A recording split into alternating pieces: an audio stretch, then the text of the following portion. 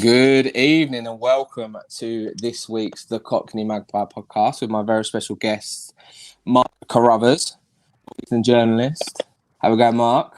I'm good, thanks. Looking forward to reliving some happier times. I'm glad you remember him, to be honest, because I'm out of my depth. Like, a little bit older for me, but we'll struggle on. Definitely happier. We can say that with no fear, though. So Definitely. And we are joined by Davey, famous the Geordies. How we going, Davey? Hello. Are we good? All right. Yeah. I don't have to do a Cockney accent, do I? Yeah, you got to put it on. You're not on the show, otherwise I'll kick you off. Mate. All right, son. And we're joined as ever by my co-host. Oh, wow. Sam. How are we going, Sam? I'm all right, thank you. Are you all right? Not calling me a horse tonight? Yeah, I know. Do you know what? That took all my effort not to call you a co-horse then. I was really concentrated. Do you know what it is? Every week I called him a co-horse. Completely accident because we were chatting. And I say, you just called me a horse, and he's like, no, I haven't. And then he watches it back. He's like, oh yeah, I did actually. Yeah.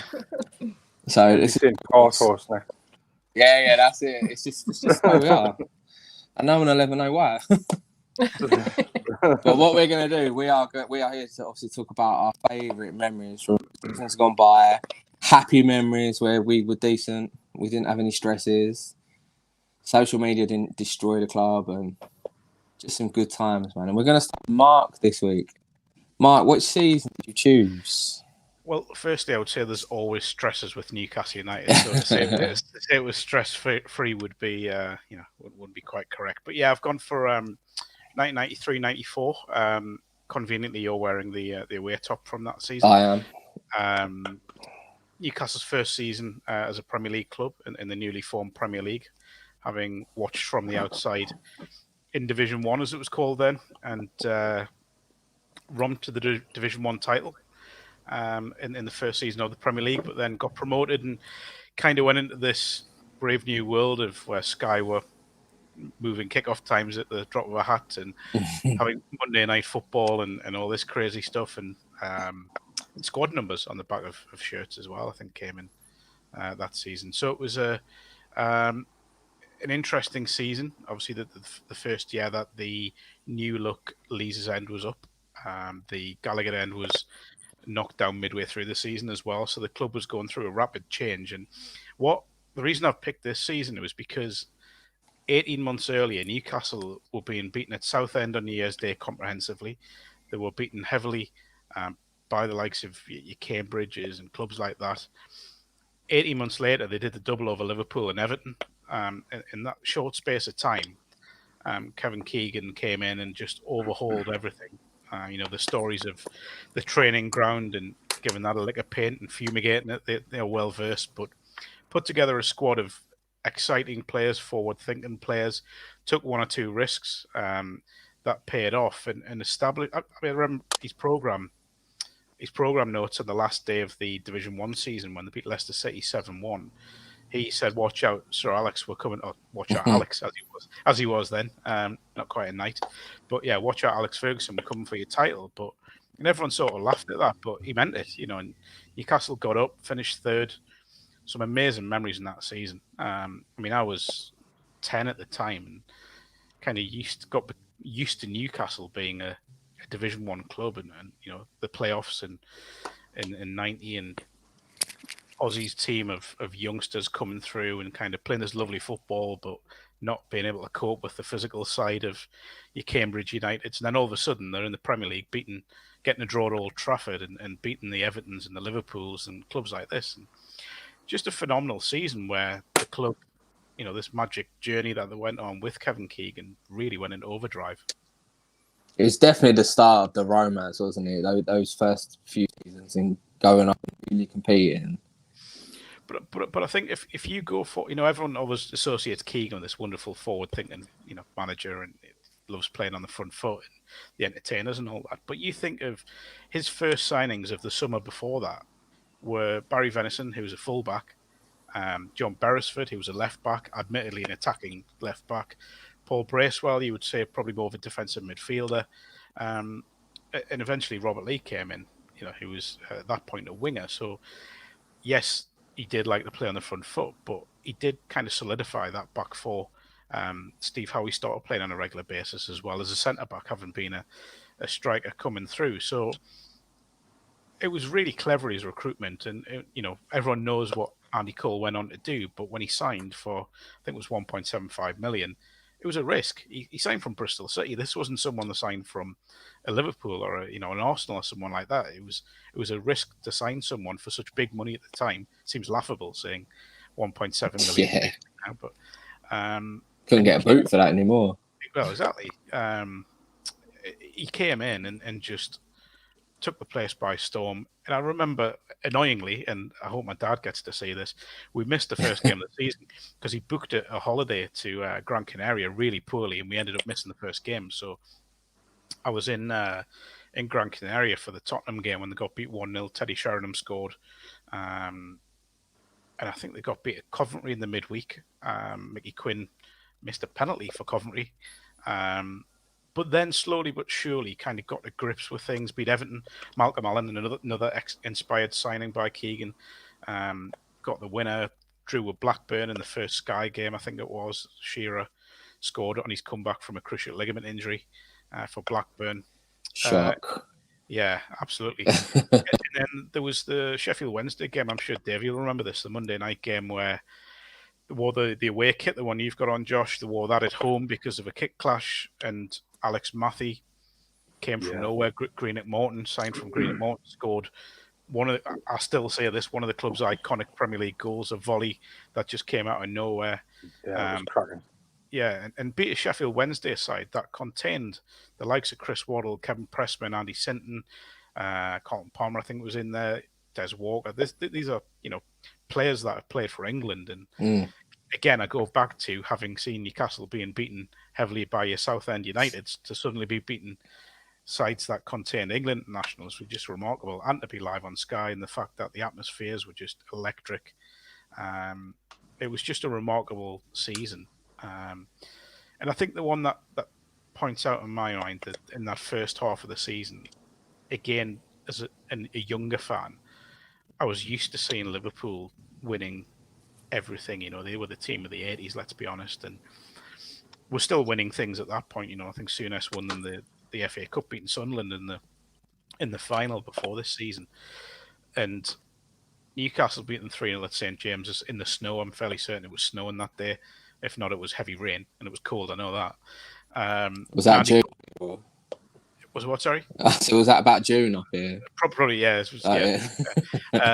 Andy Cole gets a hat trick, all three very similar goals, and it was almost that was the game when it really felt as if we've beaten Liverpool. It's a bit of a monkey off the back sort of thing, and Newcastle had really arrived, and it was just such an excitement around the place. It was just so, it felt almost. Yeah, I know I said this earlier, but it felt almost carefree. You were going to games knowing that you were going to be entertained, and the season just got better and better and better as it went on. And Newcastle kept beating these teams that, you didn't think they'd be facing when the South Ends were beating us. It's remarkable. It was like the no fear factor, wasn't it? I mean, I'm not on this season. I don't really remember a little bit before my time, but I've obviously looked back and seen pictures and videos and goals, and you can just see the build up towards what became the entertainers. It's sort of like he built that core and just brought it through. And I think what when I look back at it with hindsight now, the fact that the likes of your Lee Clark's kind of stepped up to Premier League level, people shouldn't underestimate the role that Lee played in that season. He played nearly every game in centre midfield, and went from Keegan's first game against Bristol City, he sat on the bench. He didn't play. And then kind of got himself into the side in the promotion season, and was genuinely one of the better midfielders in the Premier League that season. He was outstanding. Great link up with Cole. The two of them did have a fallout with Keegan at one point, but I think that was probably true of most players. But got back on the side, and Steve Watson came in and did a great job. And it was just such a Steve Howe, I've already mentioned. There was a core of local lads and lads that had come through the academy. I think there was at one stage where Alan Nielsen came in, who'd been in the academy as well. And what was the most exciting thing was after Christmas, and we could link this to present day if we wanted. There was no there was no resting on the laurels. There was no sort of let's see how things go. Keegan went out and paid I think it was a club record fee for Rule Fox, who came in to play on the right hand side of midfield. Rob Lee moved in one to play as a centre midfielder, and then went out and got Darren Peacock, another club record fee, strengthened at the back. And that was what was exciting about that season. It was kind of a, let's see where we're going here. And you are right, the Entertainers maybe came in the truest form a couple of years later, but you can't underplay just how important that season was in kind of establishing the club at top level. We haven't even spoken about the Peter Beardsley coming back to the club, who the Cole and Beardsley partnership was just, again, Davey, I'll pass to you. Incredible. I think I'm rambling a bit now, but the genius move you mentioned, the genius move was moving Rob Lee in the middle. Yes, I agree. That was brilliant. That I was just about to say that myself. To spot that, it was genius. And I mean, looking at Rob Lee as well, he hadn't played a lot in the top flight. I know Charlton had been sort of in and around there, and he always looked a good player. But when he came to Newcastle, it felt to me as if his game went up another level. He got an England call-up, scored on his debut against Romania. I think, that side, you think Steve Howe ended up getting an England call-up. Beardsley got recalled. Barry Venison got a call-up as well. I think Beresford got in the squad, but didn't get on. Andy Cole was always there or thereabouts, but didn't get a chance. It was just an outstanding season. And the Beardsley-Cole link-up, I think it was QPR away when Beardsley scored that volley goal where they played a 1-2 on the edge of the box. Yeah. Cole flicked it over the defender and Beardsley volleys it. And still, you can't work on things like that. That's just natural talent, and that was what excited me about that Newcastle team. There was just so many natural talents in there. It was all hype, wasn't it? A lot of it. It was just a team of local. Obviously, you had a few brought in, but they were still British players, and it just all clicked together at the same time. And Rule Fox was phenomenal for us. He was someone who I remember seeing him play for Norwich. Now, this is Norwich side that went to Bayern Munich and won in the UEFA Cup, and he, the likes of Chris Sutton, Jeremy Goss were in that side, and Rule Fox always stood out as someone you thought, if we could get him in Newcastle, he'd be a great signing. Perhaps the saddest thing about him is that, and a little bit like Scott Sellers, who we haven't mentioned on the left, they were kind of part of a transition to the Entertainers, where, and I mean this with the truest respect to both players, but they were upgraded on by Ginola and Gillespie. That was the kind of what Keegan did. He constantly upgraded the team. If they lost Cole, which was a big blow at the time, but they brought in Ferdinand, and that was kind of how it was with Rob Lee, with Gillespie. Help me with Rule Fox, with Rule Fox and Scott Sellers. I'll let you go. I could get the whole squad by the time I got through to them. But it was a season where the club just felt as if it was on this journey, and I don't think they lost many home games that year. Matt Letizia, I remember scoring for Southampton, as he always did against Newcastle. Always a screamer as well. Yeah, and always a screamer. The season when he scored 3 against Newcastle, he scored the 2 down at the Dell. The one with the volley where he, flicked it up on his thigh and volleyed it in. And then there was the one when he just dribbled through the whole defence, looped it over Kevin Scott, I think it was, and rolled it home. And then he scored at St James's with a free kick from about 25 yards probably. But apart from that, I genuinely can't remember too many defeats at home. So St James's has become this kind of, it's absolute cliche, and I apologise, but became a fortress. And it became, let's be honest, there's been times over the last 10 years or so where it's felt like you go to St James's out of duty, because it's what you've always done. It's just out of love for the club, isn't it? Yeah, but during that season, I mean, walking up to St James's from the sort of city centre, walking past the breweries, smelling the breweries, which wasn't as pleasant, and standing. I mean, that season, me and my dad, our season tickets were actually in the Leazes corner and the East Stand, so that corner there. And we moved to the Gallagher the following season, but that walk to St James's, there was something magical about it, particularly midweek games. You know, when you went on a night time and saw the floodlights on, and it was a great time to kind of to be part of the club and feel part of the club and experience hope and excitement and, you know, passion and all this sort of buzzwords I could probably throw out for that. It's proper memories though, isn't it? I always remember, like, some of my best memories are walking to St James's in the dark, and you just see the lights on the top of the hill, and it's incredible. And to have the success there as well, like we did back then. I mean, we were the most successful promoted team ever, and still are the most successful promoted team ever. And people shouldn't forget, you know, Newcastle hadn't played in Europe since the late 70s, unless you class the Anglo-Italian Cup, which will not. But you know, they qualified for Europe that season as well. Got in the UEFA Cup, finished third, and that led to things like the Antwerp game and, you know, great days in Bilbao and things like that. But that season, it just felt like there was little landmarks all over the place. The Andy Cole goal against Aston Villa, still remember that one. I remember going to that game straight from school, still in my school uniform. Andy Cole breaks a record that was held by George Robledo and Hughie Gallagher, first player to score 40 goals in a season.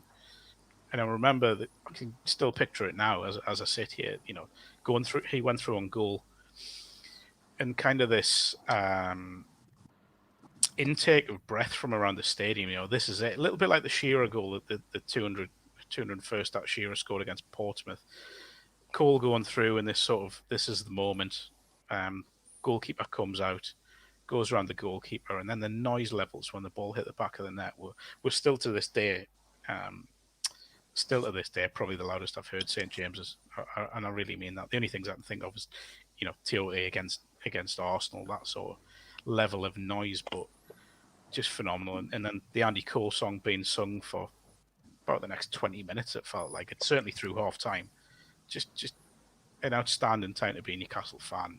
Like, to me, that season stands out. I think probably because of my age, you know, because I was 10 at the time and sort of really becoming a football fan, and to do it when Kevin Keegan was manager and the Coles and Beardsleys and people like that, Rob Lees, were, you know, representing the club with pride. It was just amazing. It's just unreal memories, isn't it? I mean, you can see from the way you're talking about it and your passion for it, just how much it meant to you, and that's what it's all about. It's the memories that you bring with you, isn't it? Like, having that, and that's what I try and say to people, especially around current football, is living your memories, because the memories I've got of this club are just outstanding, and they've got me through the worst times, the best times, and hopefully future times. And it's just nice to see the passion you've got when you're talking about it. It's great to see. There is the cynical modern day 38-year-old Mark who looks back to that point and goes, you know, this is when football really changed, because this is when Sky's influence became more prominent in the Premier League. You know, games were being changed at short notice. Away fans were starting to be kind of messed around a little bit. And, you know, I remember away games that season where, you know, you had to change your plans at the drop of a hat because Sky had shifted games at short notice. I mean, don't get me wrong, it's worse now, and it's not just blaming Sky. There are other broadcasting companies out there as well, but mostly Sky. But to a young fan back then, it just felt, you know, this is it. This is how football should be. You know, don't get me wrong. I still enjoyed going when they were in Division 1, and even when they nearly relegated a couple of seasons beforehand.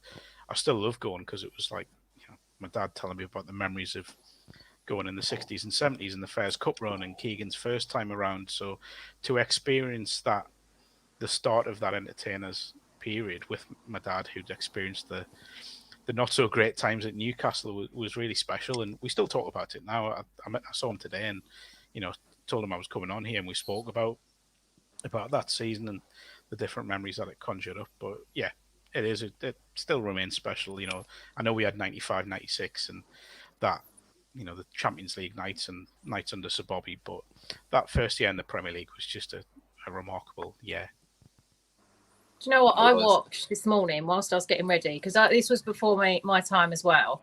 Only a little bit, not by much, but it was. And I hadn't seen anything. So I was like, right, I'm going to YouTube it. I'm going to sit and watch the season highlights. And actually, that was a really, really good season to come up, you know, to be promoted and to finish third. That's amazing. And there was an interview, well, I think it was a press conference with Kevin Keegan, where he was saying, you know, they were told in Division 1 to kind of keep their place. And he was saying, but I didn't want that. And I didn't want the players to think that that was what we wanted to do. I wanted to, you know, why couldn't we get promoted? Why couldn't we compete with these clubs? And that was, he said, because if we say that, oh, we're going to keep where we are, then that gives people an excuse to not try. And that sort of motivational speech is something that I wish that we could hear now. Like, I really miss that way of, you know, our manager talking. But yeah, no, that was an outstanding season. That I sat and watched it whilst I was getting ready this morning. It was brilliant. I think, and I could be wrong here, and I apologise if I am, but I'm fairly certain he banned the word Consolesta when he said, "We're coming for your title." He meant that, and there was genuine people scoffed at it. You know, probably even Newcastle fans thought, you know, steady. Oh, Is he gone? he's frozen. He's gone. Mark, you're out. I had bad enough internet with Bart, and I'm not having it again. Spontaneously combusted with excitement of talking about the season. It was a great season, though. I mean, It as was, I said, it it was a little bit before my time, but looking back at the memories, the players, with the kit, I love a kit. It's back then were phenomenal. Just Keegan, And Carl had an absolute screamer that season as well. Unbelievable. And Keegan just got it, didn't he? He knew we don't want someone to be the best, and that's the thing, though. As a fan, I mean, it's not even just the players, but as a fan, if you hear a manager talking really positively and, you know, motivational speech and things like that, it gives you confidence. definitely. Honestly, Sav, when Keegan was ever interviewed as a fan, whether in the pub or at home watching, you were punching the air. You were going, "God, get it!" You know that it was. He just inspired so many people. Yeah, It was just magical. He was brilliant, absolutely brilliant. But yeah, great season. Brilliant. That whole period, wasn't it? What was it? A 4-year period where we were just the best team in the country. It was just unbelievable. If you forget about Manchester Reds and what they did, we were the best team in the country. And there's a reason. There's a reason Shearer signed for us and not them. So yeah, it's just a shame we never got what we deserved. we're rocked. One day when we got Mbappe up front, we'll win it all.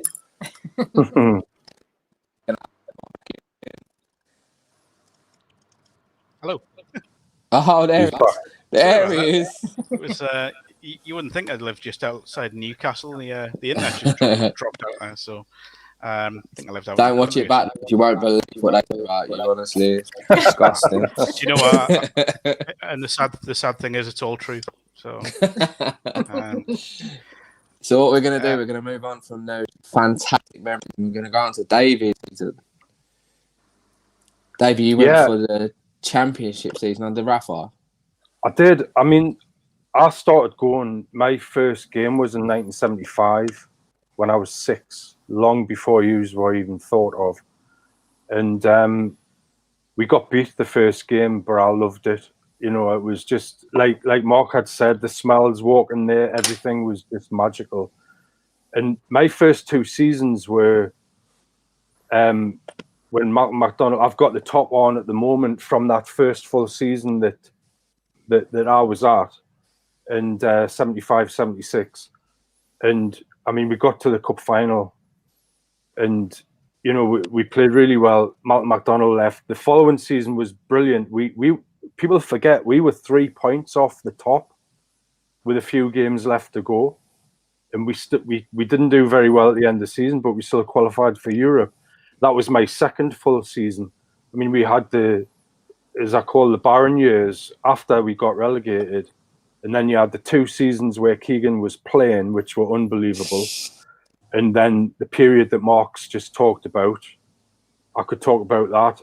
The different seasons under Bobby Robson, the promotion season under about 2009-10, that sort of season. Because under Houghton, because that was the first full season that my sons sat with me, and that was just magical for those reasons. But the one that I've chosen for a number of reasons is the last Championship promotion season, as you've said. And partly because, as you may or may not know, I was actually filmed during that season, and which became part of the We Are the Geordies film, which came out in December. And I was going through a really bad time personally, both physically and mentally. And my life wasn't particularly good. And as I've spoken to Josh about this before, the football was really one of the only positive things that I had going.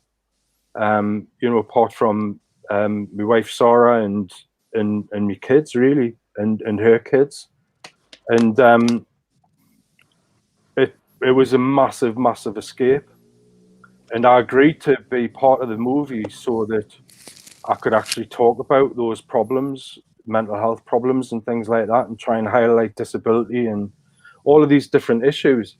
And I thought the season itself might have been a nightmare, because I just thought people forget how difficult it is to get promoted from the Championship, as any Sunderland fan will tell you at the moment. But it can be a graveyard.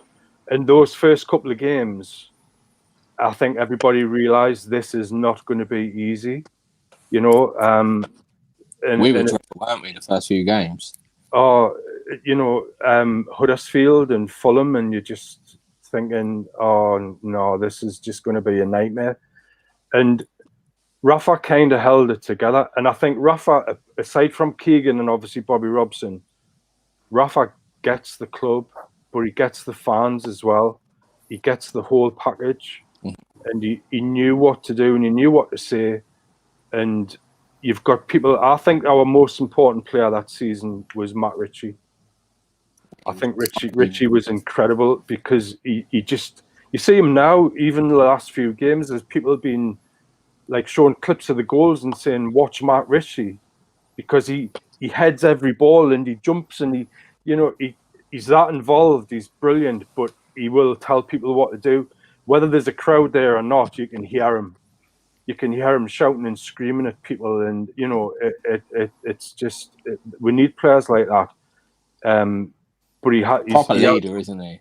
Yeah, exactly. He's got the ability as well, But he's a cracking player. But I mean, you had likes of Gale was really firing well. Getting onto Shelby's balls and all this kind of stuff. Well, I rephrase that. It didn't sound right there. But, are you allowed to talk about it? But yeah, there's loads of individual things, but there was a couple of matches that really stood out for me. And I think the turnaround was the Norwich game, where everything kind of... We went through all of the emotions of the whole season in that one game. Yeah, it was just unbelievable. And I remember at the end, I sit in the east stand corner with the Leazers, and I have to go out the Leazers.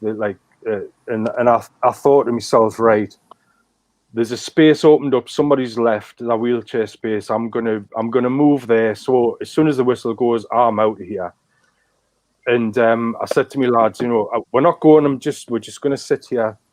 No, we're not going. We never leave. I said, no, we never leave until the whistle's gone. But I just want to get out of here. I just don't want to hang around. And literally, as we were moving, the first goal, as we were moving, and everybody's jumping about. Me lads are going crackers. Sarah's jumping about all over the place.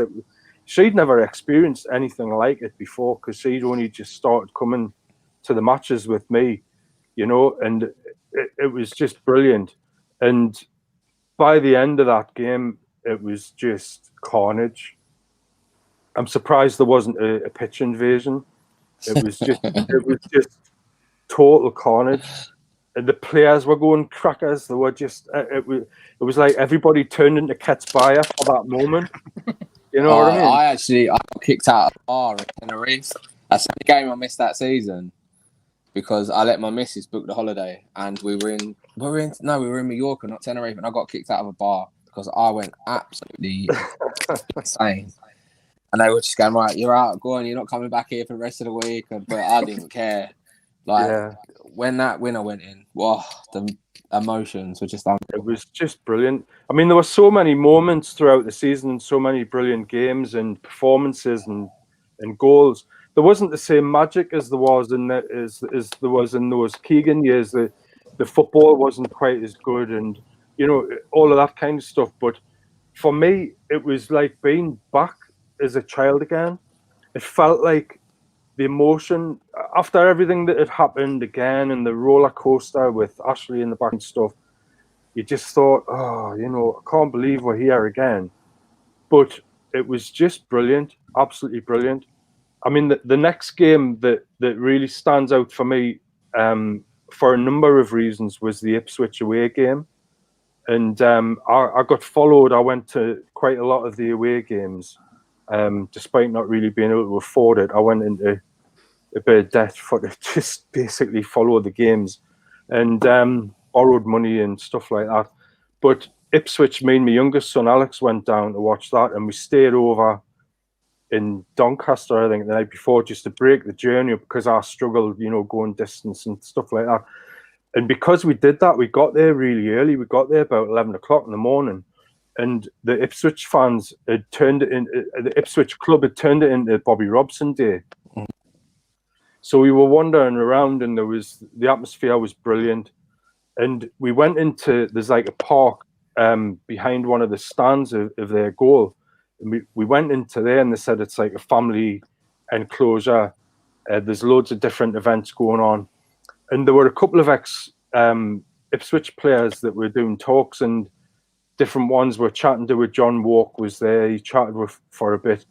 And the first guy that we spoke to was Kevin Beattie. And we're chatting to him, and he says, oh, I've got to go and do like a talk in front of the crowd kind of thing. But then he came back and he got a seat and he sat with us for an hour, and he just spoke to me and Alex and just told us stories about Bobby Robson and about him being in the movie with Pele and all of these different memories that he had. He was absolutely fantastic, and he was a cracking player, by the way, Kevin Beattie. Brilliant player. And I was trying to arrange with him. He gave us his daughter's contact details, and I was going to arrange for him to come up and try and join in with the football show at the Stand Comedy Club and stuff like that. And he went and died. I couldn't believe it, you know. But that memory of meeting him on that day was brilliant. And then going back round and getting interviewed before the match. And then the match started, and it was like the team didn't read they didn't get the memo. We were absolutely rubbish, absolutely dire at the moment when we thought, you know, we really need to pull something out of the hat. I think it was just after because we travelled down to Reading as well, and that was 0-0 just before that, I think. Mm-hmm. And that was a pretty boring game. And I thought, I've travelled all this way for this, you know. But we were absolutely awful against Ipswich, and they beat us. But then there was something else happened right after the game. Me and my son were we had to sit amongst the Ipswich fans because their disabled area, they didn't have one for the away fans. So we had to sit amongst the Ipswich fans, and it was right next to the corner where the players and officials, managers and everything had to go through this little covered tunnel. So Rafa, after the game, his face was like thunder, and he came walking down past us, and I was shouting and screaming at him, and I was literally 6 yards from him, and I was shouting and screaming, "Never give up, Rafa! Never give up! Never give up!" And Alex was going crackers, and he's shouting the same thing. And Rafa turned to us, and he just gave a thumbs up and a wink. And then his face turned to thunder again as he headed to go and speak to the players. I bet he got Shelby's balls. You know, I hope he probably did. I mean, it was an awful night with me, my son Alex, who was like 14, So he was about 13, 14 at the time. And, you know, with a teenager who's watched a rubbish game, gone all that way, it was awful. But it was after that when we kind of realised whatever Rafa said, he galvanised them. And we came back, and then we ended up obviously getting promoted. And then that final game, I get emotional every time I think about it. That final game, I mean, I had cameras on us watching me, but the crowd were jumping up and down. You can hardly see me at all through any of the footage because I'm sat in my wheelchair and there's people in front of us, and I'm struggling to watch the game in front of it, you know, looking over everybody. But then at the very, very end, I mean, we were already promoted then, so it was brilliant. It was a celebration, and I was asked about stuff beforehand, and I said it's not that important. It would be the icing on the cake to win the title, but it's not that important. And then after the game, we went down pitch side, and James, the director of the film, James DeMarco, was filming me, and he was keep asking us questions and things, and he's filming us as the messages were coming through about Aston Villa having won, and you know it was just brilliant. And you can see me at the end of the film. I've got my arm around Alex, my youngest son, and it was just fantastic. Sarah was next to us the other side, and Evan, my eldest son, was next to her, and that celebration, all of us together, was fantastic. And then James said to me, "What do you think about winning the title now, Davey?" And I was just euphoric, and I turned around and I said, "Well, it doesn't really matter." And I turned back again, and then I thought, and I said, "But it does." And that line was when the film came out in the centre trailer, and that was like the tagline and all the various things and that. I was in tears. I'm nearly in tears now just thinking about it, because that moment, it summed up. It was taken out of context in the terms of it was me talking about winning the championship title. It didn't really matter whether we won the title or not. The promotion was the most important thing, but it did matter at the same time.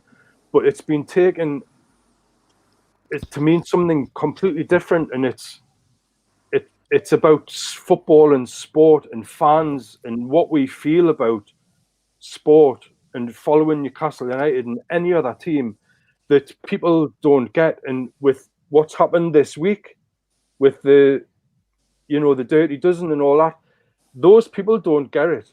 They do not get it at all. They don't understand how we feel.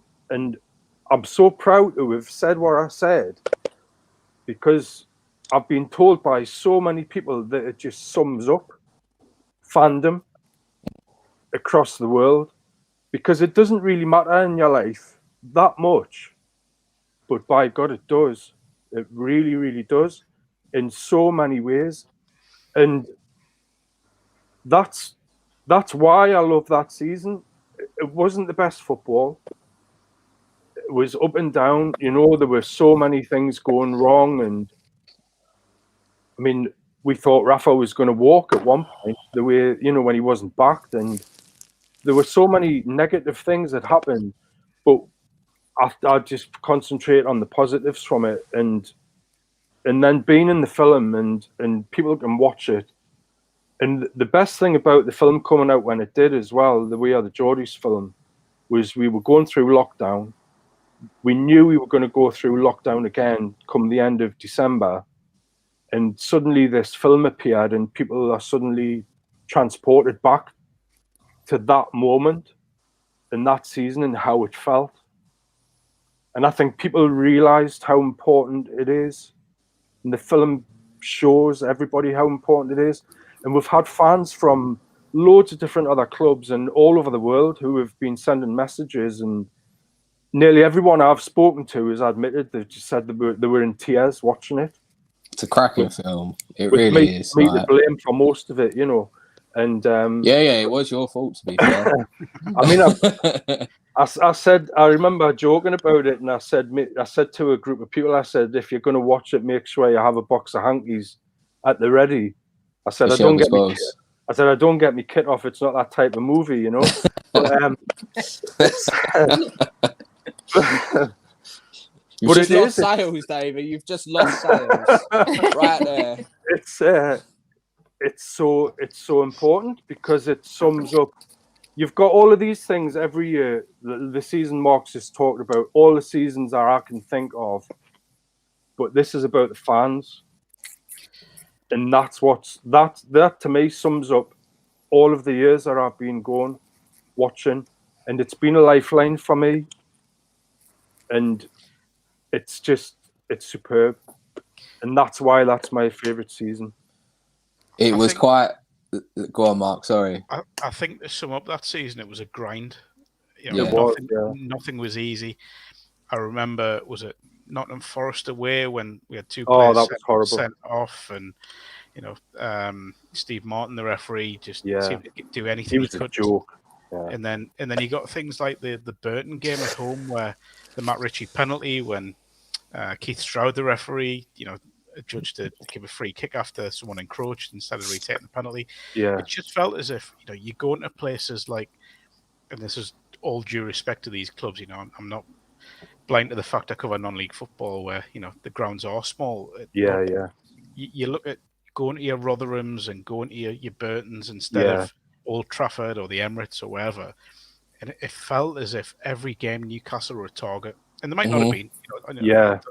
But they have their own magic as well. I mean, I remember going to like Barnsley and Reading and places like that, and there was an earthiness about it, and it felt like real football again in old style like stadiums. It felt like being back in the 70s again, in a strange way.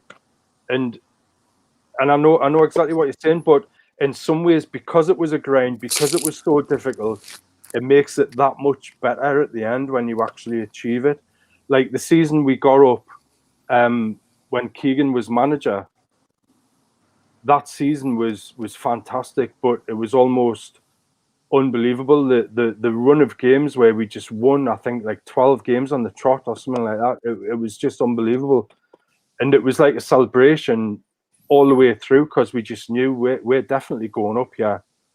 And that kind of thing has happened again and again, but this time round, we knew how difficult it was, and I think that made it that much sweeter. He's gone again. He's gone. He's had enough. I think that season just perfectly sums up Newcastle and what they are and what they're about. Their glory, their toil, their heartbreak, their emotional.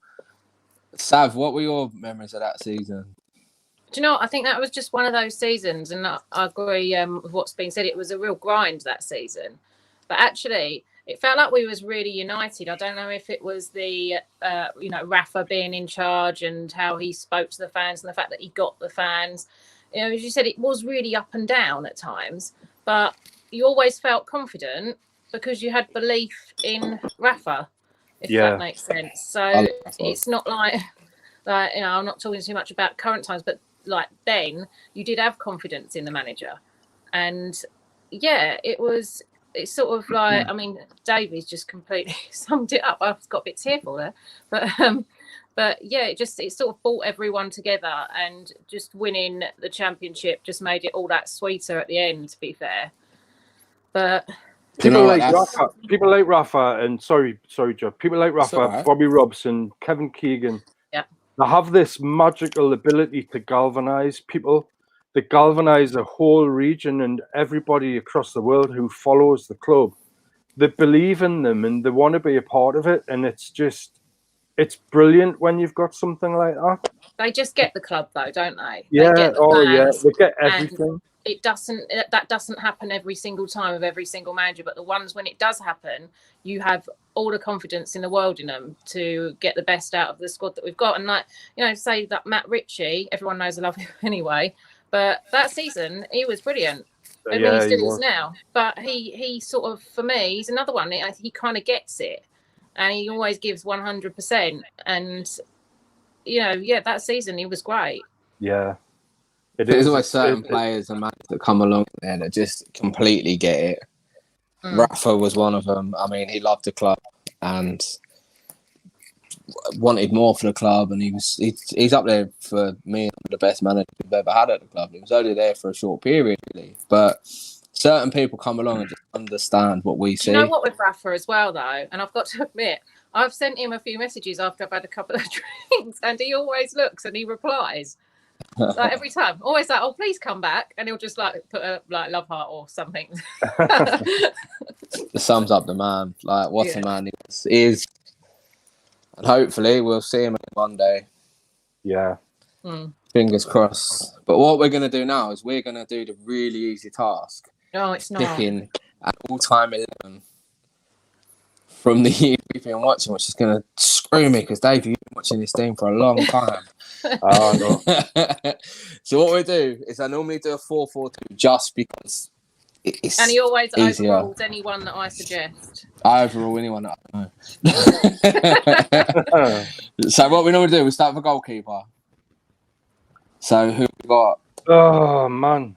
Even that's so hard because there's been so many. I think for me, overall, it's probably got to be Shay Given. I think he was the most complete goalkeeper. I mean, I could go back to Mike Mahoney super goalie, you know, and Liam McFall. I remember Liam McFall. You know him. Kevin Carr, people like that. You know, we've had some cracking goalkeepers, but I think the most complete for me has got to be Given. We've always been really fortunate with goalkeepers, haven't we? Definitely. Yeah. We've always had that. Apart from a couple. I can mention a couple. I won't though, but we've had a couple of dodgy ones. Yeah, there's been a few, but we've had some crack. Given is probably the best goalkeeper I've seen at the club. Yeah, we've had a few where there's you hear women at the back in the 70s. I'm not going to name who he was, but they used to literally go, "Oh, isn't it a shame he's trying?" You know, you don't want a goalkeeper like that. You know what I mean? But Steve Hardwick. So we agreement on Shay Given. I would say yeah. so. Definitely. God, that was easy, wasn't it? We'll just call it I there. always try and put Stonacek, but I always get overruled, so I'm not bothering anymore. Pavel was a great man. He was. Yeah, exactly. Yeah, he was lovely. But he wasn't the best goalkeeper we've ever had, unfortunately. Sad. Very close, though. Very close. Yeah, very close. There you go, Josh. I'm not getting into it. Right back. I always find right back and left back really good positions to fill. I've gone Barry Venison. So I've gone back to the season I was talking about where Barry joined the club and played at right back for the vast majority of that season, then got moved into midfield or centre back occasionally. There's a few others you could throw in. I mean, people like Habib Bey was decent for the couple of years that he was at the club. He was great, great song. We'll always be tinged by the fact he got relegated with the club in 2009. Steve Watson as well was excellent when he went at right back. Aaron Hughes, I have a lot of love for Aaron Hughes. I loved Aaron Hughes. His sale, I think it was £1 million to Villa, was the worst sale Newcastle United have ever made. I don't care what anyone says. He was someone who was your 7 out of 10 every week. Actually, I'm changing my mind here, aren't I? Clearly. But no, I'll stick with Barry Venison because I think he came in and helped the club get up, established him in the Premier League, and did that for the first probably half of his time at the club as a right back. So he's shout. I mean, there's a couple that I would throw in from before then. John Anderson. John Anderson was so tough. He gave 110% every game. Lovely guy as well. I've met him a few times. He played for Ireland as well. He was a cracking player. But for me, the most complete kind of really sort of, what's the word? He was brilliant on the ball, brilliant going forward. So cultured as a defender and a footballer, was a guy you probably won't even have heard of, called Irvin Natras, and he played Absolutely for us. not. He played for us through the 70s. And anybody my age answering this question, I can almost guarantee they will say Irvin Natras, and he was absolutely superb. He was a brilliant player. Venison is one I thought of as well. Barry Venison was brilliant at that period. But I would say Irvin Natras personally. I'm definitely going to. You don't even know him, so. No, I haven't got a clue who he is, but I'm definitely going to look him up. But I'm definitely going to overrule you on that one. I can't be better. Do you know what? In terms of Natras, though, Paddy Barkley, the journalist, was discussing coming to Newcastle during his time early as a journalist and in the 70s. And he picked out Irvin Natras as someone a flying fullback, I think he called him. Oh, he was one of the first. He was one of the first to do it. He was brilliant, absolutely brilliant. I'm going to have to look him up because I've never actually heard of him. But saying about John Anderson, I actually did be a game changer show with him at St James's Park, and he's just an unbelievable human being. He's so friendly and comes across so. Yeah, he's got some amazing stories as well. You know. Yeah, he was telling us a story about Mirandino, but yeah, he was just brilliant. He came up so well, especially what the show's about and how me and my friends got quite deep before he came on stage, and he completely broke the ice and came out and made everyone smile again. And yeah, he gets the club totally. He gets it. Yeah, absolutely. So we're going to move on to left back, and I'm going to let Sav have a shot at this one because she's muted her mic. No, only because I thought I heard the band turning up outside. I think, for me, Beresford. Big shout. Why is everyone looking at me like that? No arguments whatsoever here. Oh, that's all right then. I thought everyone was like, what have you said now? No, absolutely agree with that one. Yeah, I agree. For me, it was Beresford, or if you're going more niche, I was a massive fan of... His name's just gone out of my mind. Olivier Bernard. Yeah. There were two players that I personally think were better. I loved Beresford. I thought he was great. But I was privileged to see Frank Clark. And I'll say one thing about Frank Clark, right?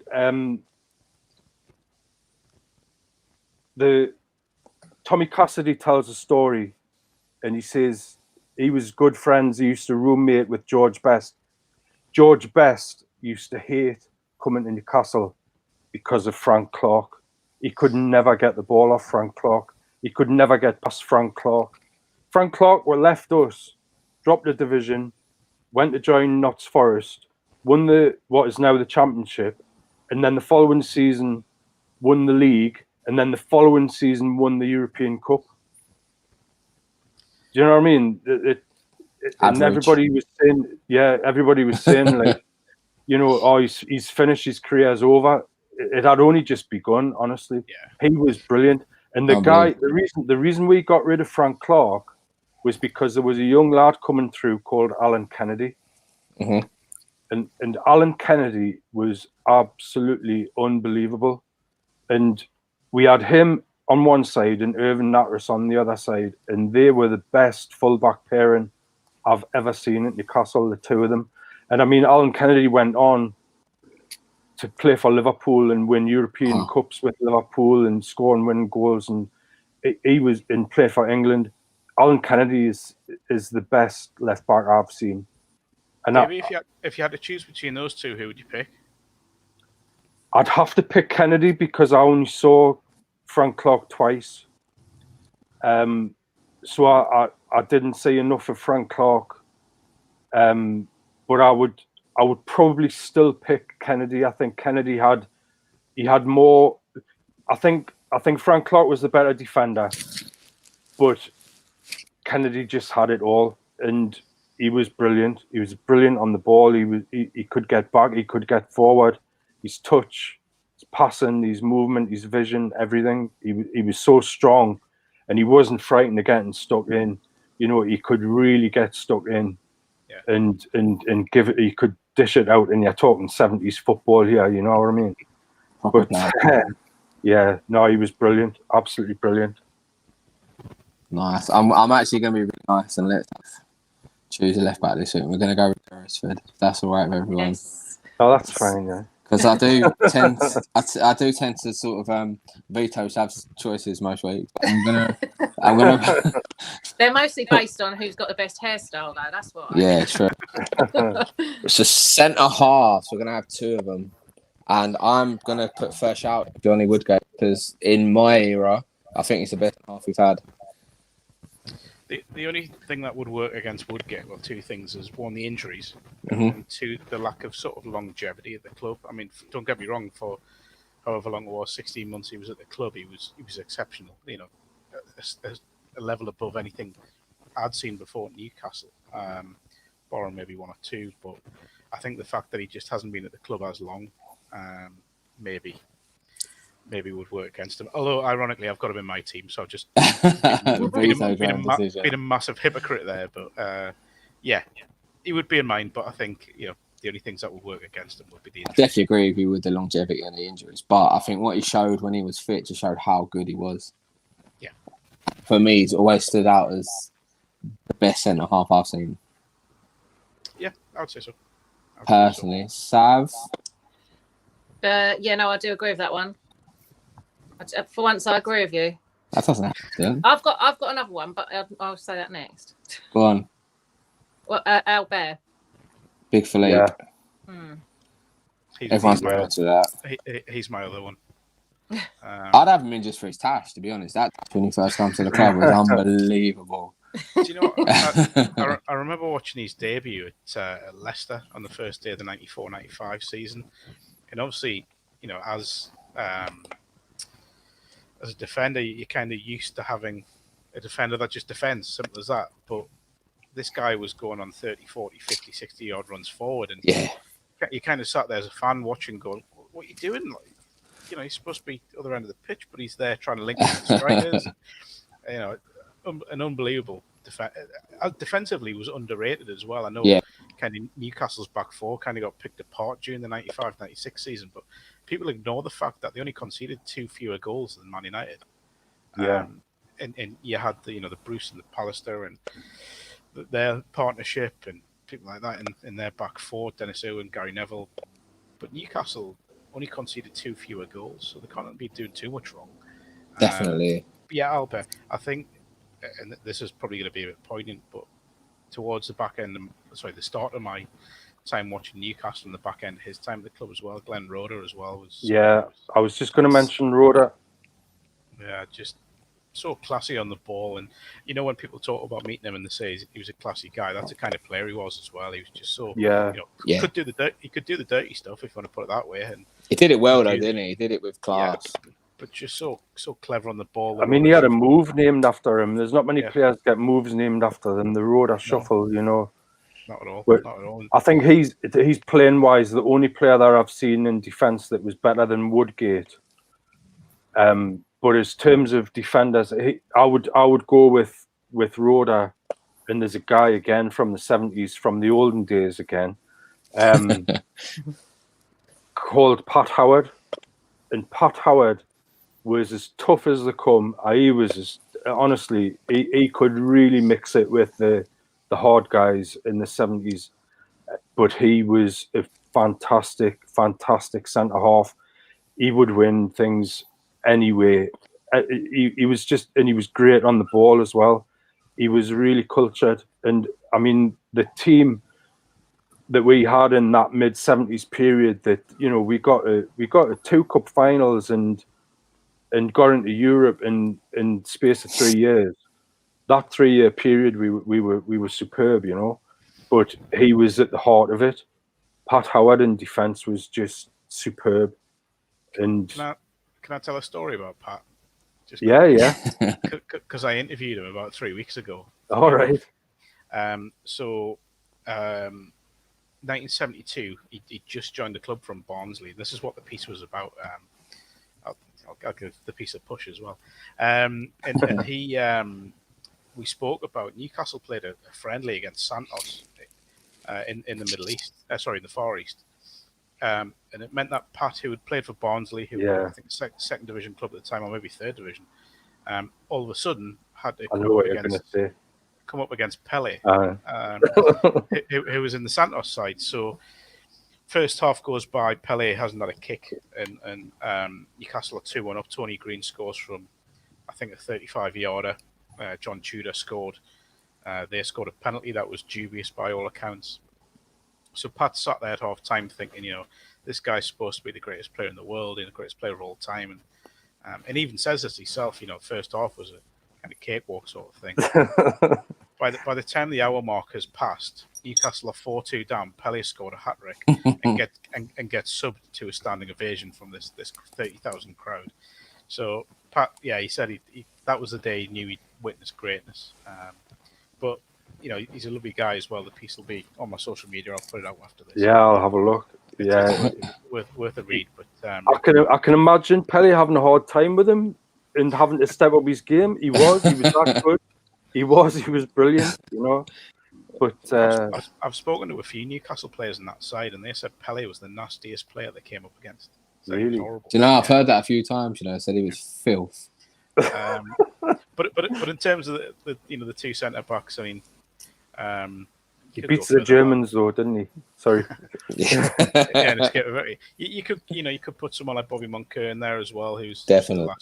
But it's difficult given that I don't think any of us will. He was my favourite player when him and McDonald were my favourite players, and even when he signed for Sunderland, I still had a poster of him on my wall. That's how much I love Bobby Moncur. He was just brilliant. Yeah. But I never saw him in a Newcastle United shirt, so yeah, we can't put him in there, unfortunately.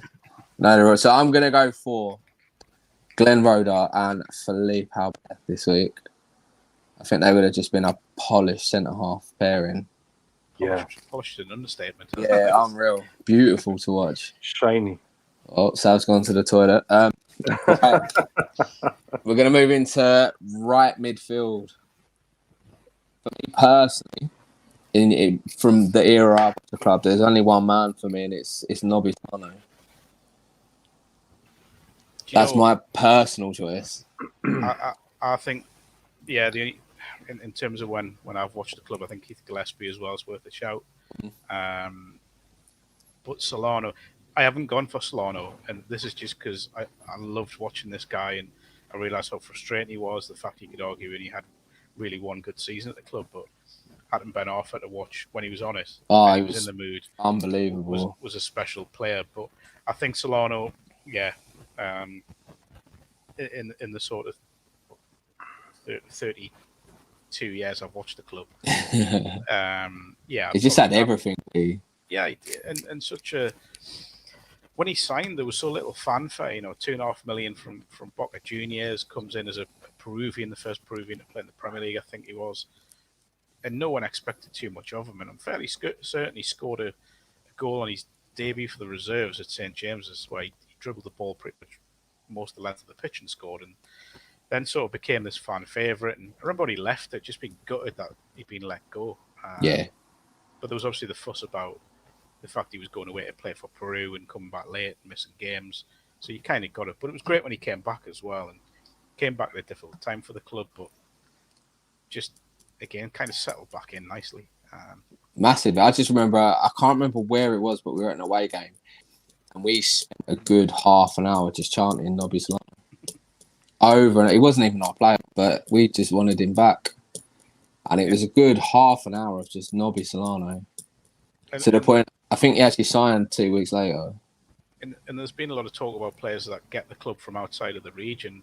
This is a guy that clearly got the club and loved the area. And, obviously, we can't go without mentioning his trumpet playing as well. Unbelievable trumpet player. Like that. But yeah, I wouldn't have any arguments about Solano.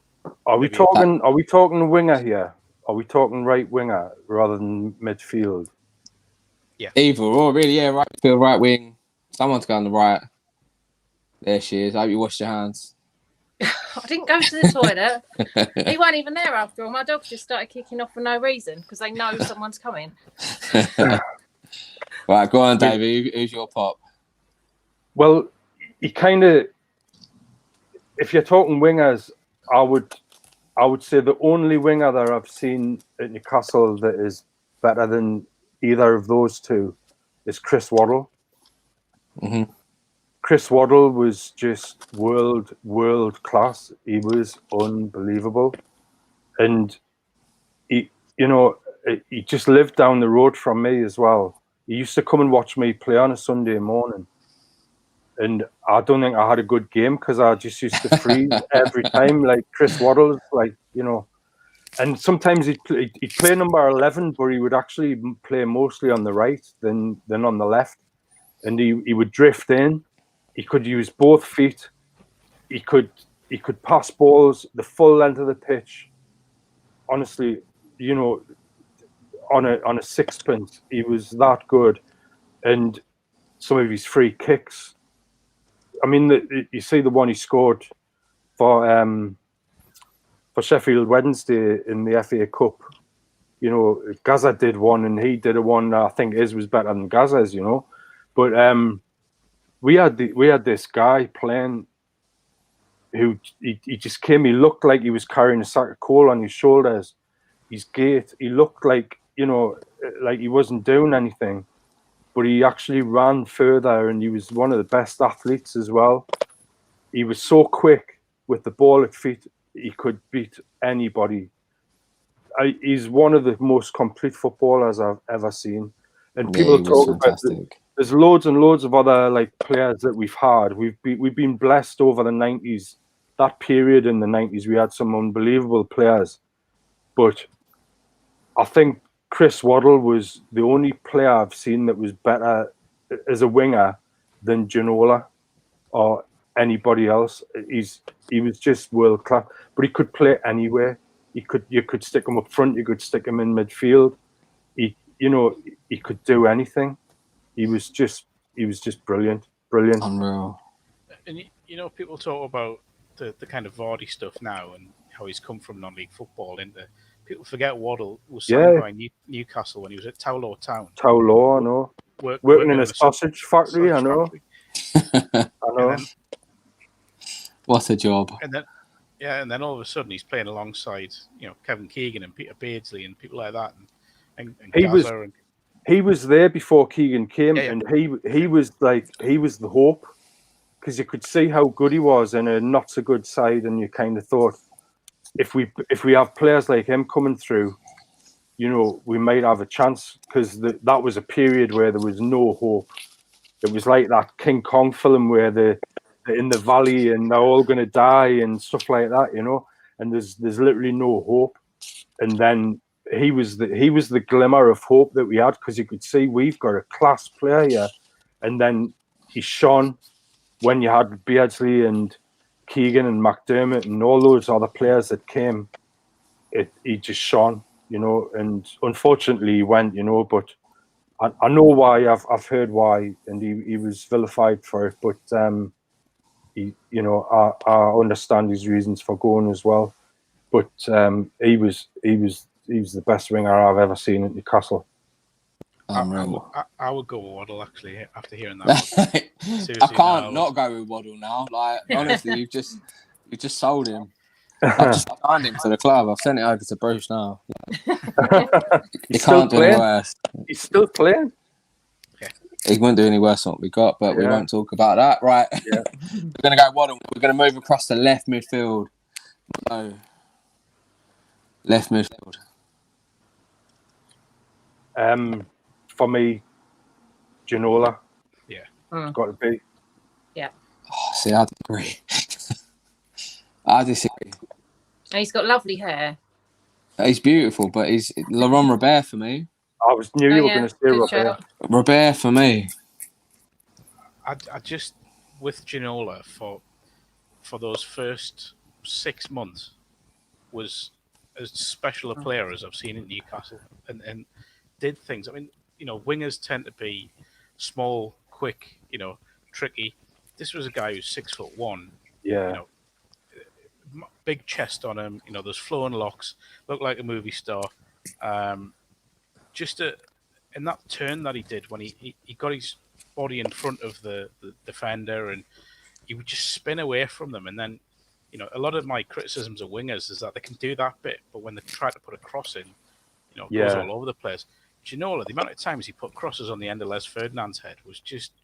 Yeah. I mean, I remember the Middlesbrough game early in the 95-96 season. I think it was Neil Cox was marking him, and just I think he had to be taken off. He just destroyed him. And I know you can say beyond that his form became a bit more checkered, but then you look at the Ferencvaros goal in the UEFA Cup.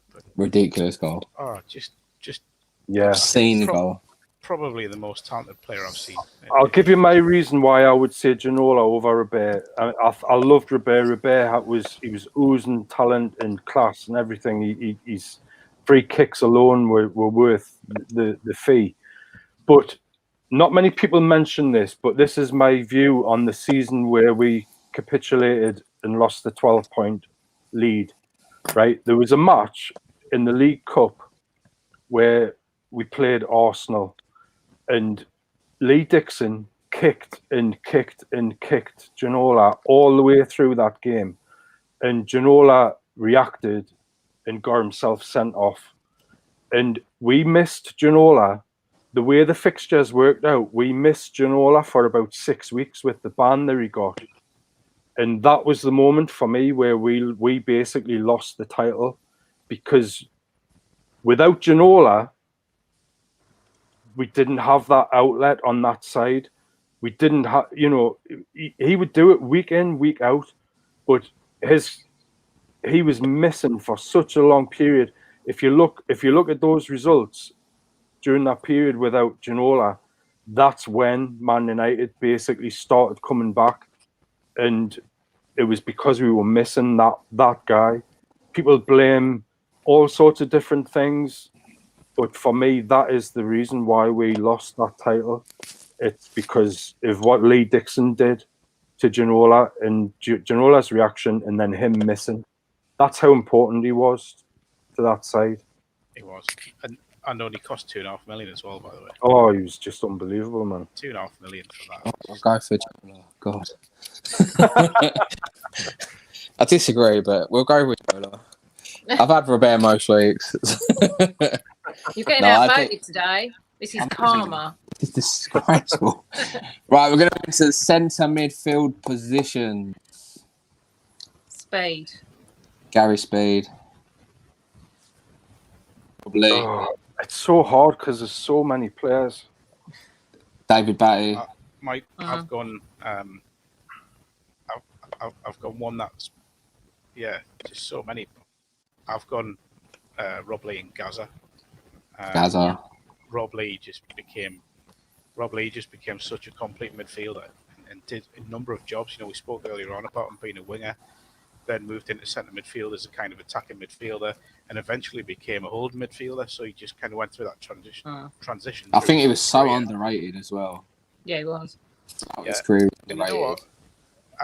I keep talking about money, but it cost the club $700,000, which was, you know, given the longevity he gave them, 10 years of service, and or nearly 10 years. Had about 10 for him. Yeah, and Gaza, I mean, you know, Davey was talking about Chris Waddle being this great hope coming through. Gaza was very much that as well. He'd been spoken about for ages before he came in the first team with the Youth Cup in '85, and then we all knew about him before he played for the first team. It was you know, everybody knew about him. You know, he was that good. Yeah. And I know Gaza's greatest moments came away from Newcastle, but I'd like to think that, you know, no matter what's happened, he's always been linked with Newcastle. He's always had that, you know, unbreakable bond with the city and the club. And it's his club, isn't it? Yeah, and just there was almost. I remember Italian '90 was my first World Cup I can remember, and watching Gaza do it for England. You know, in an England side that was, you know, a fair few Geordies in there, but seeing this young Geordie lad who I know was at Tottenham by this point, about to move to Serie A, but there was so much pride that it was a lad that we'd, you know, brought through that was doing it for England, and he probably shouldn't be in the greatest ever 11 if I'm being honest, because his time at Newcastle was relatively short in terms of first team. Yeah. But for me, just such a special talent, and I love the thought of Ginola and Gascoigne in the same side. Yeah. At that peak. I would go with both. I mean, the ones that stick out for me straight away are Gaza and Rob Lee and Batty and people like that. But there's one guy when I think about it, because we're talking about different periods in the game, and I've thought about it in terms of a midfield player, a midfield general who can get stuck in, win the ball, who had brilliant vision. Again, could pass the ball on a sixpence, played in the World Cup, was just superb on the ball. He could shoot free kicks. I mean, he scored screamers from nearly the halfway line, not where they would just loop them, but literal screamers where you can see the keeper just hasn't seen it. And he's the only player that I've seen back in the 70s where I think in that midfield role where he would have fitted into any of the sides that we've had when Keegan was playing, when Keegan was manager, when Bobby Robson was manager, when Rafa was manager. This guy, if he was available, I think any of those people would pick him, and that's Tommy Cassidy. Tommy Cassidy was just class. He was pure class. It was like talking about kicking a ball with like velvet surrounding his boots. Do you know what I mean? And yeah, he was just brilliant. And you think, when I think of some of the pictures, there's a clip. If you look, there was I don't know if you know, but there's a thing on a Saturday morning, ITV4, I think it is, ITV2, the big match where they're playing the old games from the 70s. You can get one. It was on a couple of weeks ago, and it was Newcastle versus QPR in 1979, and it was famous for Peter With trying to get the dog off the pitch and all this kind of stuff. Oh, yeah. But we won 4-2, and Tommy Cassidy. You look at the state of the pitch. Tommy Cassidy was the best player on the pitch that day, but he'd been through the side through the 70s. He'd been there for a decade. I mean, he played in that Northern Ireland side in '82 in the World Cup, and he was brilliant. He was absolutely brilliant. He would have fitted in any of those sides. He's the only other player I would put in other than those. Tommy was he was Blyth Spartans manager when I worked at the club as a volunteer press officer back in 2012, sort of forward. He was manager for the first few months of that, and got quite close to them. Such a nice guy. He's lovely. He's suffering with Alzheimer's. Yeah, I know. Alzheimer's, and he's just, I mean, when I speak to my dad about him, and he always comes up in conversations when we talk about midfielders. Tony Green would be another one. I know it's before everyone's time here. I think I got told to mention Tony Green, but I never saw him. I wasn't old enough, But I remember I got asked to do an interview with Tony down in Morecambe, and I took my dad with me. Because he was my dad's hero, still is to this day. And seeing my dad's face when he got introduced to him was like, I've never seen my old man react like that to anyone. It was amazing. Not even his grandkids, but it was remarkable. But I think two good shouts as well. But George Best saw Tommy Cassidy as a peer. George Best thought he roomed with him, and he roomed with him for a reason, because he was on a level with him. You know what I mean? He was up there. He was just brilliant player. Lovely guy as well. Amazing. I'm going to overrule him though, because I don't know enough about him, and I'm going to go for Rob Gaza. Who's Sav going for? Who's Sav going for? We haven't got. Go on, Sav. Oh, I was going to go for Rob Lee. Rob Lee. Yeah. Why are you looking at me like that? Why do you look at me like just that? Listening. No, Rob Lee. Rob Lee, definitely. Rob Lee's like I didn't even talk about him because it's like he should be in there. Yeah. Definitely. So we're going to go for Sav's choice. Yes. Go for Rob Lee. I'm doing well this week. We're going to go for Gaza, because I agree. I think Gaza and Shinola together would have been just filth. Do you know what? I just never, because Gaza was just a little bit before my sort of supporting time, I just never think of him. But yeah, I do agree with that. And now the big one. Who is playing up front alongside Shearer? Because it's going to be Shearer, isn't it? For me, like I would fight all of you if any of you said no to that. Well, I'm only a small bloke and I'm not up for a fight, so we'll go with Shearer. I've gone Beardsley. Just wasn't fortunate enough to see his first time around at the club. He just left when I started going to games, but I remember, and I specifically remember the day that he re-signed. My dad sort of sitting down and chatting about, you know, the kind of 82 to 84 team that got promoted and then sort of establishing themselves in the Division 1 as it was then. Obviously, I was aware of Beardsley with England, but he was kind of coming towards the end of he had a bit of a fallout with England where he didn't really play much around that sort of post-Italia 90 era. But the excitement that I saw in my dad when he re-signed, and I think did he get elbowed in a pre-season game? Yeah. The first Premier League season. Was it Neil Ruddock? I feel it was Neil Ruddock. Yeah, I think it was, It's always Neil Ruddock. Yeah, and then waiting for him to come back. And I think it was Swindon away. They drew 2-2 and he made his comeback in that game. And then the following home game started. And just watching him, and it was like, you know, genius is thrown around far too much these days, let's be honest. And, you know, when we're coming to talking about absolutely bang average footballers. But he was a genius. His movement, his touch, he was stronger than people think as well. Yeah, it does. Yeah, genius. Someone Katie commented as well. Yeah, but you know, his movement, his ability to pick a pass, the weight of the pass, his pace. Even when he got on in years, his pace was, you know, got him out of the trickiest of situations. That little Beardsley shuffle, the flick that he did, that just defenders fell for it left, right, and centre. An absolute genius, and I would argue probably the best player I've seen in a black and white shirt. You're not the first person that said that, to be fair. When we had Warren Barton on the show, he was all about the Shearer and Beardsley partnership. Yeah, you know, we have been lucky with strikers, let's be honest. Even in the bad times, we've always had good strikers. You know, Les Ferdinand was another level. Andy Cole, we've already spoken about. Even going back, and you wouldn't put him in, but going back to my early time following the club, the likes of Mickey Quinn had a big impact. Mm-hmm. Yeah, he was great. Obviously, you wouldn't put him in the level of you know, your Shearers and people like that. Keegan back in the early 80s came in, the impact he made as a player. I know for a fact Davey will say Super Mac should be in there because, you know, I know what he meant to the club at the time. But for me, yeah, Beardsley and Shearer would be my two. Well, there was.